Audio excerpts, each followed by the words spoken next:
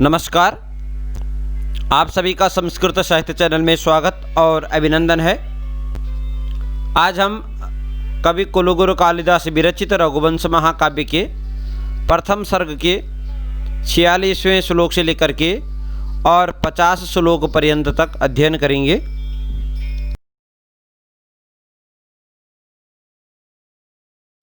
श्लोक इस प्रकार से हैं।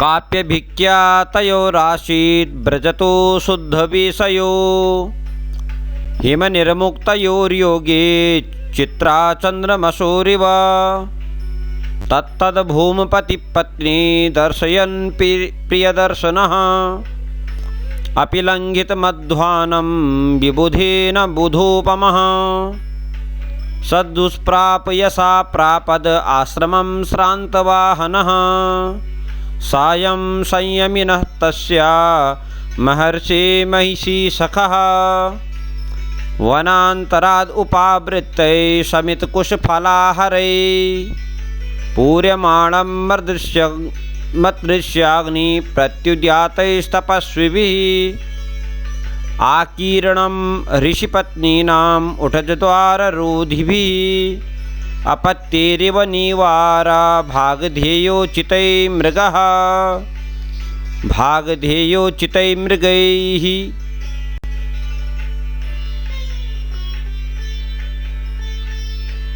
काव्यभिख्यातयोरासीत् व्रजतो शुद्धविषयो हिमनिर्मुक्तयोर्योगे चित्रा चन्द्रमसौरिव।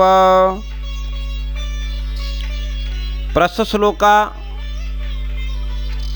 सर्वप्रथम आप अन्वय करें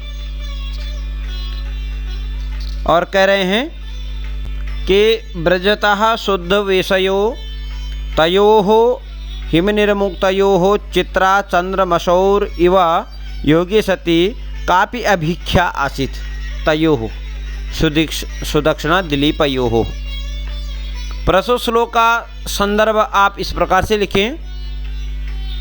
प्रस्तुतोऽयं श्लोकः दीपशिखा पदवीं विभूषितस्य कवि कालिदास विरचितस्य रघुवंश महाकाव्यस्य प्रथम सर्गात् अवतरितः। प्रस्तुत श्लोक का प्रसंग इस प्रकार से करें। प्रस्तुते श्लोके कवि कुलगुरु कालिदासः सुदक्षिणा दिलीपयोः वर्णनं करोति। यत् कुलगुरु वसिष्ठस्य आश्रमं प्रति कथं गच्छन्तः। प्रस्तुत श्लोक का भावार्थ देखें। कह रहे हैं यथा शिशिरावसाने चैत्रस्य पूर्णिमायां चित्रा पूर्ण चंद्रयोः योगे सति अलौकिकी शोभा भवति। कह रहे हैं बोले जैसे शिशिर के अवसान पर चैत्र की पूर्णिमा में चित्रा नक्षत्र और पूर्णिमा के चंद्र का योग होता है। क्या होता है उसमें अलौकिक अनुपम शोभा होती है। उसी प्रकार से शुभ्र वेश धारण किए हुए सुदक्षिणा और दिलीप की भी क्या हो रही थी, अत्यंत चित्रा नक्षत्र और चंद्र की समान शोभा हो रही थी। प्रस्तुत श्लोक में उपमा अलंकार है, वैदर्भी रीति है, प्रसाद गुण है और अनुष्टुप छंद है। तत्तद्भूमिपति पत्नी दर्शयन् प्रियदर्शनः अपि लङ्घितमध्वानं विबुधेन बुधोपमः। प्रस्तुत श्लोक का अन्वय इस प्रकार से करें। प्रियदर्शनः बुधोपमः भूमिपतिः तत्तद् पत्नी दर्शयन् लङ्घितम् अपि अध्वानं न बुबुधे। कह रहे हैं केवल मनोहर बपुः दिलीपः सुंदर शरीर को धारण करने वाले ऐसे दिलीप स्वभार्याया अपनी स्त्री को मार्ग के सब दर्शनीय दृश्य दिखाते हुए अर्थात स्वभार्याया पथि दर्शनीयम अद्भुतम वस्तु दर्शयन दिखाते हुए अतिक्रांतमपि, ऐसे रम गए कि मार्गम के दूरम आगतोस्मि इति न ज्ञातवान। ऐसे दर्शनीय दृश्य दिखाते हुए इतने रम गए कि मार्ग का भी पता उनको न चला।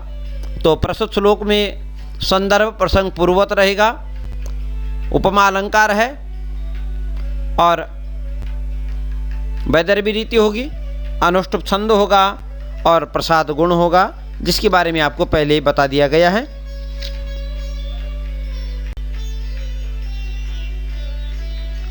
सद्दुष्प्राप यशा प्रापद आश्रमं श्रान्तवाहनः सायं संयमिनः तस्य महर्षि महिषी सखः। कह रहे हैं प्रस्तुत श्लोकान्वय इस प्रकार से करें आप। दुष्प्राप यशाः श्रान्तवाहनः महिषी सकः स सायं संयमिनः तस्य महर्षि आश्रमं प्रापत। कह रहे हैं बोले अन्य दुर्लभ कीर्ति ही दुष्प्राप्त यश को करने वाले ऐसे राजा दिलीप सपत्नी कहा, सुदक्षिणा पत्नी के सहित राजा दिलीप सायंकाले नियमतः, सायंकाल को नियम पूर्वक अपने कुलगुरु वशिष्ठ के आश्रम में पहुंच गए। प्रस्तुत श्लोक में भी उपमा अलंकार होगा, अनुष्टुप छंद, वैदर्भी रीति और प्रसाद गुण। वनांतराद उपावृत्ते समित कुश फलाहरे पूर्यमाणम अदृश्याग्नि प्रत्युद्यातैस्तपस्विभिः। प्रस्तुत श्लोक का अन्वय आप इस प्रकार से करें। वनांतराद उपावृत्तै समित कुश फलाहरैः अदृश्याग्नि प्रत्युद्यातै तपस्विभिः पूर्यमाणम आश्रमं प्रापत। कह रहे हैं कि वनांतराद, वनात वनम, एक वन से दूसरे वन से क्या है, समित कुश फलानि आदाया, समिधा अर्थात लकड़ी, कुश और फलों को लेकर के परावृतैहि लौटे हुए,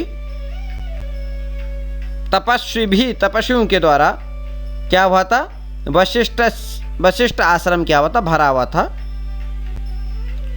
और क्या करें, उन आने वाले तपस्वियों को अदृश्य होकर स्रोत रूपी अग्नि अगवानी कर रहा था, अर्थात उसका जो धुआं था दूर दूर तक फैला हुआ था। प्रस्तुत श्लोक में पूर्वत संदर्भ प्रसंग पूर्वत रहेगा और अलंकार उपमा अलंकार, वैदर्भी रीति, प्रसाद गुण और अनुष्टुप छंद होगा। आकीर्णम ऋषिपत्नीनाम उटद्वाररोधिभिः अपत्येरिव निवारा भागधेयोचितै मृगैः। प्रस्तुत श्लोक का अन्वय इस प्रकार से करें आप। निवार भागधेयोचितैः उटद्वाररोधिभिः मृगैः ऋषिपत्नीनाम अपत्येव आकीर्णम आश्रमं प्रापत।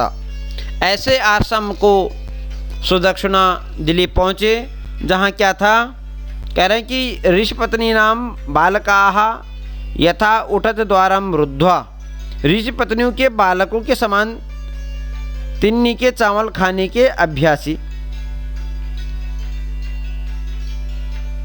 और कह रहे हैं इसीलिए पर्णकुटियों के द्वारों को छेके गए मृगों से वह आश्रम परिपूर्ण था। ऐसे आश्रम को राजा दिलीप और अपनी सुदक्षिणा अपने कुलगुरु वशिष्ठ के आश्रम में पहुंचते हैं। धन्यवाद, नमस्कार।